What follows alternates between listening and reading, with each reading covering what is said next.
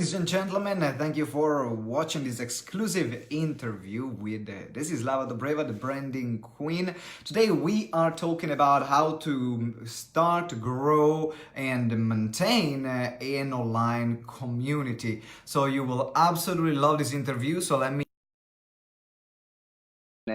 she can connect, and then if you're watching the replay, please make sure you put hashtag replay as well, and also you will absolutely, you can ask also your questions away. If you're watching if you're listening on the podcast, welcome as well.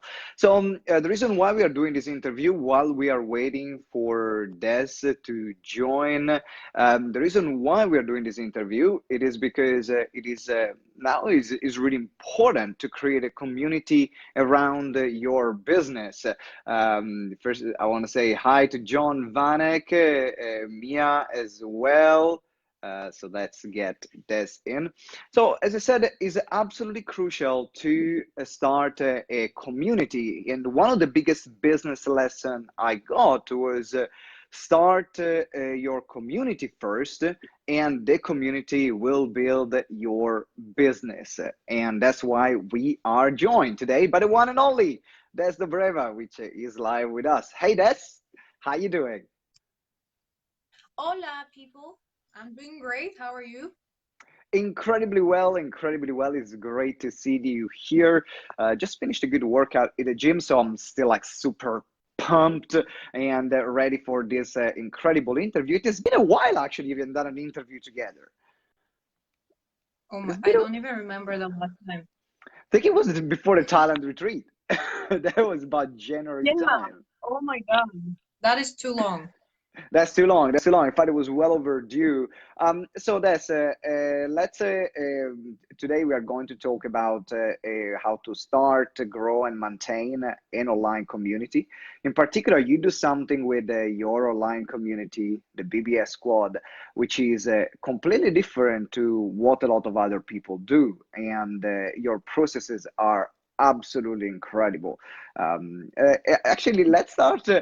Let's start from the beginning. How did you end up having the idea of launching a community? Let's start from there, and then we're going to look at different strategies. That's actually a great question. Nobody asked me that. I don't know why. I think that's the best part because when remember you were coaching me when I created BBS, right? And I remember Yeah. just thinking, even though I was barely making any money at the time because it was just the beginning, I remember just thinking I really want to have this safe place where people can just be themselves because everybody was so fake in the online world, and you were the first and only person I found that was actually helping me with legit, authentic strategies without compromising my integrity. I just didn't see that. So I thought, well, I really want to have a place where, of course, it brings me recurring revenue, but it's not just about the money. I want people to feel safe. I want them to feel like there are no stupid questions inside of BBS, only outside. And I want them to just feel fully supported. So I created it when I was still living in my one-bedroom apartment in Copenhagen, Denmark. That was a Hmm. great experience. And it's actually picked up really, really fast. We have like 20 founding members within the first week. Yeah, and I remember saying, "Oh, don't do that. That's a very stupid idea right now." So you definitely proved me wrong, and it was this is a lesson as well. Like a lot of time you will work with people and they will tell you what they think is the best solution for you, but sometimes you gotta just to trust your gut instinct, and for you said, no, this is what I want to do, and you were so stubborn that I said, okay, fuck it, just you go ahead and do it. I'll support you in doing it then. So let's look at this is the start, and remember you had a great launch, and now you've been running this community for a few years, and your processes have evolved massively. You're now you have created one of the best onboarding processes I've seen in terms of onboarding and retention as well. So what I want to talk about first of all is what is the focus of your community, because there are other online communities. So what did you decide to focus on? And also then we take the journey from starting, growing, and maintaining. So we are going to look at these strategies. So let's start from your focus. What is your community focused on? Before I say that, somebody wants to say hi. Hey, Lucifer! Lucifer in the house. It's a big part of BBS. He actually works customer support. So if you go on our website, you see Lucifer as customer support for real. Um, so the Does he BBS, run some courses as well? not yet, but he really wants to. I told him he needs to learn how to be better on camera because he usually yawns. It's pretty quiet. Yeah. Only on camera. All right, But let's get started. anyway. So actually, the interesting thing about BBS is that, you know how I always say, and it's a fact, that every single business owner comes to a point in their journey where they need to rebrand. Like that's, get off my lamp. Oh my God, sorry. It's on my lamp.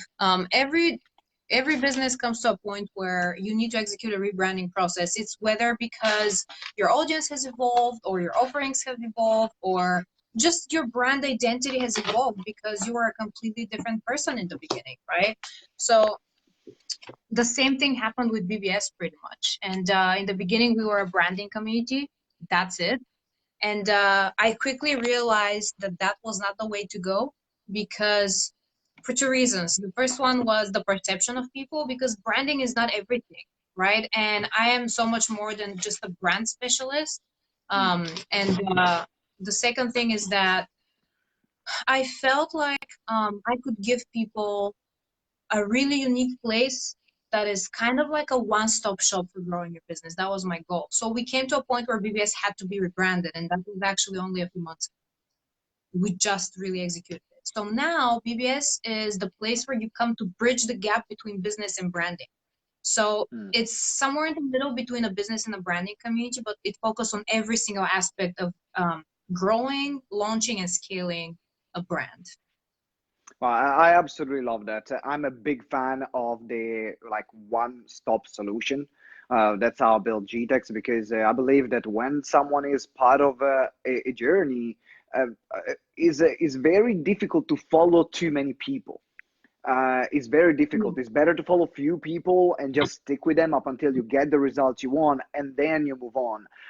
While I think there is a tendency because there are so many like micro niche specialized communities where people are now just creating these Frankenstein businesses, and that's why I love BBS because someone goes in is like, okay, I have enough here to keep growing in all the different aspects, and I run a lot of courses for BBS like the sales training, selling from the stage, and so on, which is part of the additional things that I know they're part of the community.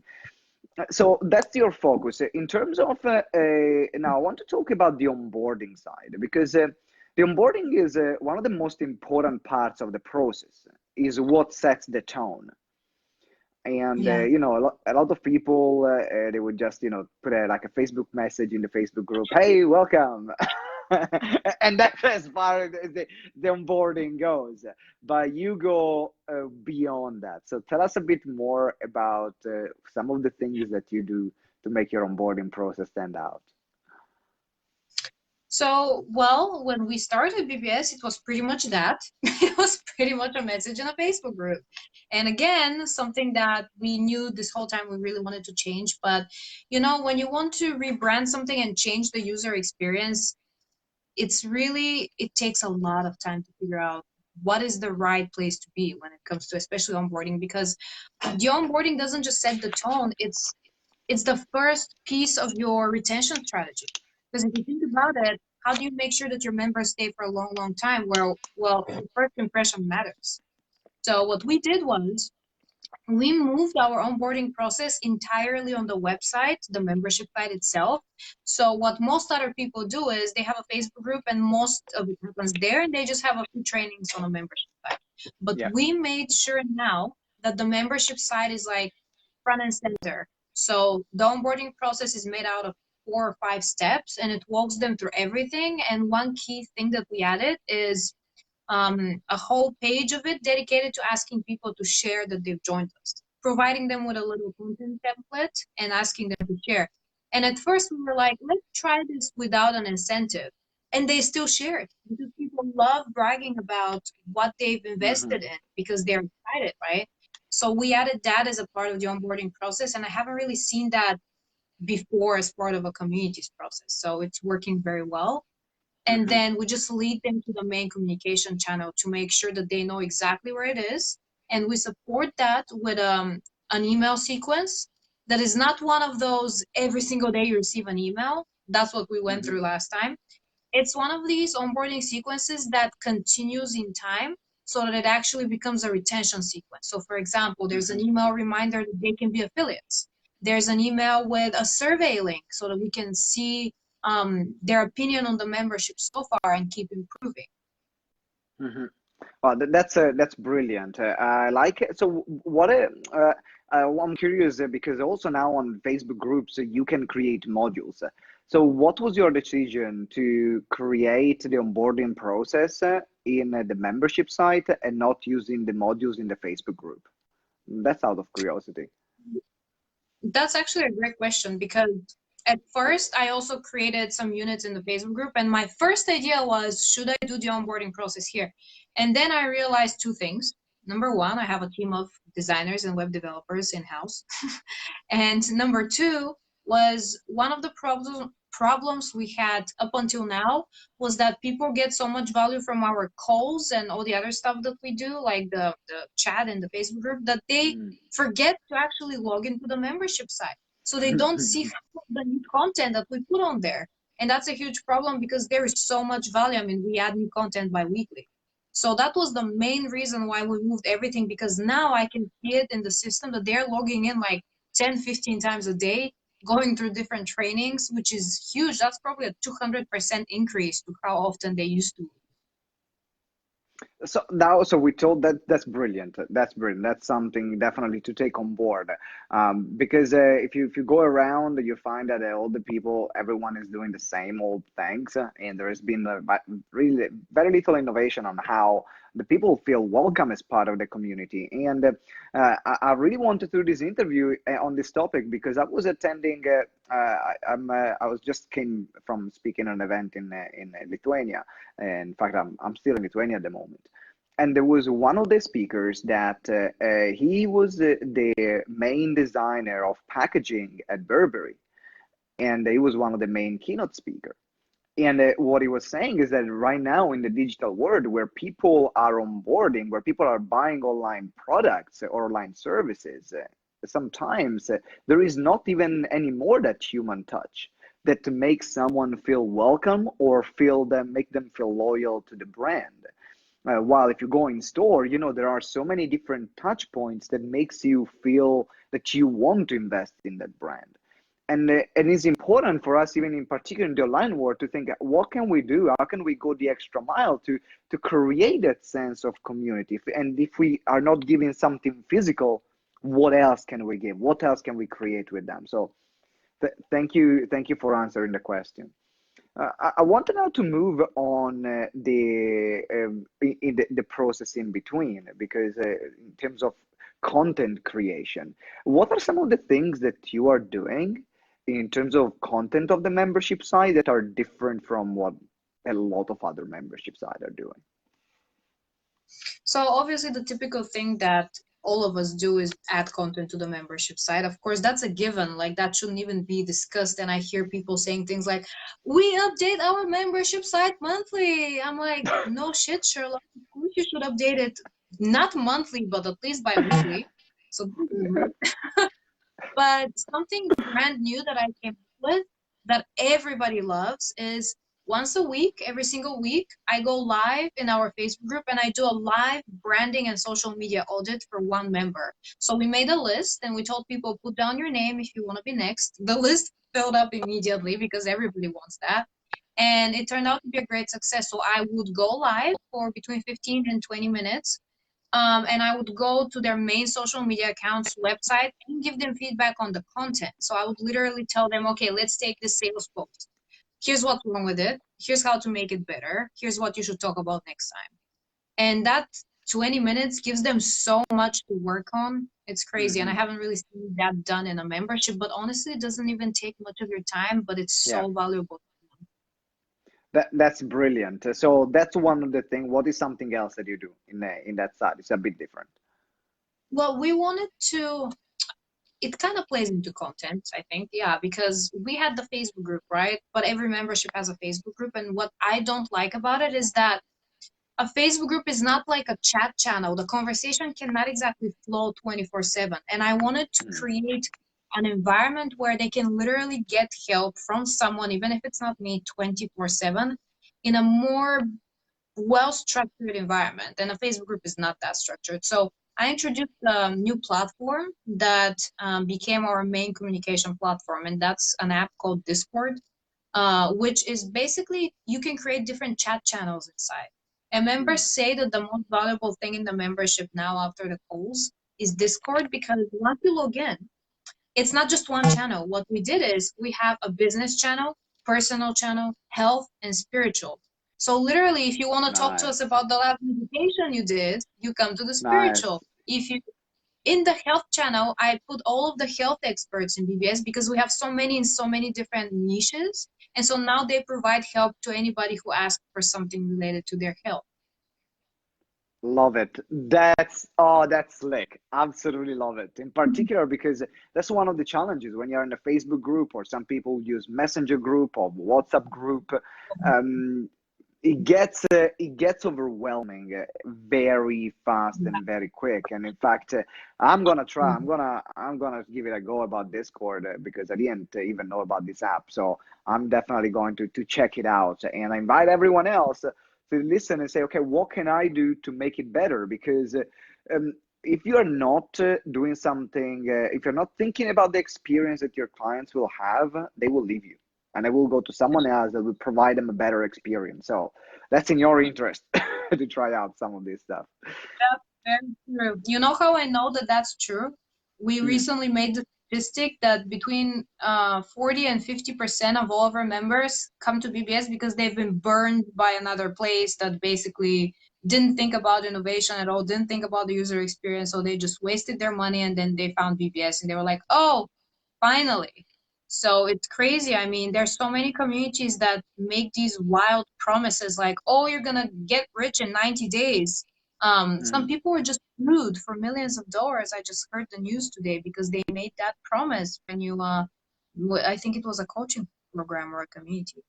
So my advice to everybody listening to this is not only always try to do better, but just never promise anything that you're not 100% sure you can deliver.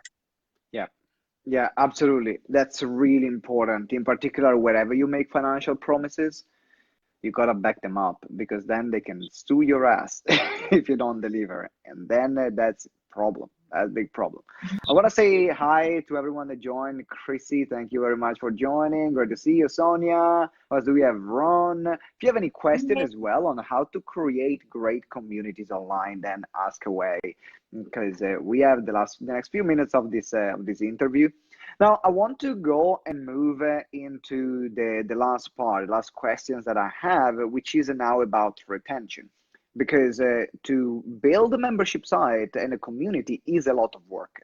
That's what people don't realize. It's like, oh, yeah, I'm going to put a video a month and then I'm going to have passive income for the rest of my life. Yeah, good luck with that.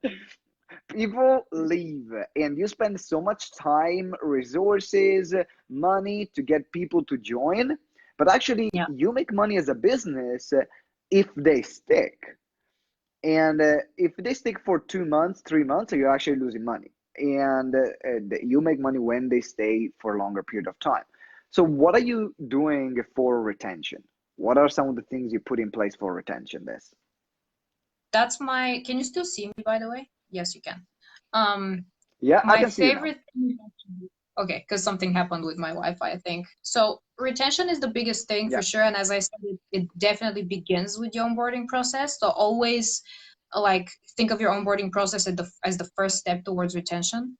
And then what I personally do is I have a system where we track, because I have a team. Like when you join BBS, it's not just a one-woman show. We actually have a team that supports you 24/7. So what we do is we notice if somebody has not engaged for over 20 days. I feel like 2 weeks is too little, 30 days is too much. So for me, I think 20 days is a good amount of time. Well, bad amount of time really for somebody to not engage. And so we kind of flag those people and enter them into a preset automation. So basically an email sequence that kind of tackles that lack of engagement. So it starts with a slight nudge, then it goes into reminding them of what's coming. Then it goes into asking them to send me a personal email where that personal touch plays a part. For me, it's all about the personal touch. So I always ask them to send me an email with any suggestions, questions, ideas, or even doubts. So the email sequence is a huge part of that. And obviously it goes without saying that you constantly need to be doing things that are of value. Like we invite guest experts all the time, like you, who deliver trainings that I personally cannot deliver because I'm not an expert in, let's say, webinars. Actually hate them. So that goes without saying. So apart from the email sequence, we sometimes, if the person has not engaged for over a month, then I actually reach out personally. Because you have no idea how many times it has happened that somebody just felt a little bit shy, or somebody just felt a little bit outnumbered because, some people have anxiety. So when they join a place that is so engaging, where people just never shut up, because that's BBS, they feel a little bit out of place. So I literally have at least a dozen times where I have personally reached out, and after 24 hours, they immediately started engaging, and I retained them, and they're still there years later. So that together with the email sequence is very, very big. It works amazingly. That's brilliant. So I gotta go and shoot up for another interview right now. I want to do a great call to action because BBS is opening for applications right now. There is something that if you want to learn about branding, business, BBS is an incredible community. I've seen it built from the ground up, from literally moment zero to now the incredible community that it is. So there is the link here in the comments. If you're listening to the podcast, the link is in the show notes. Make sure you join BBS because it is an absolutely incredible community. That's yeah, I need to shoot off. Thank you very much for being here and sharing these value nuggets with us.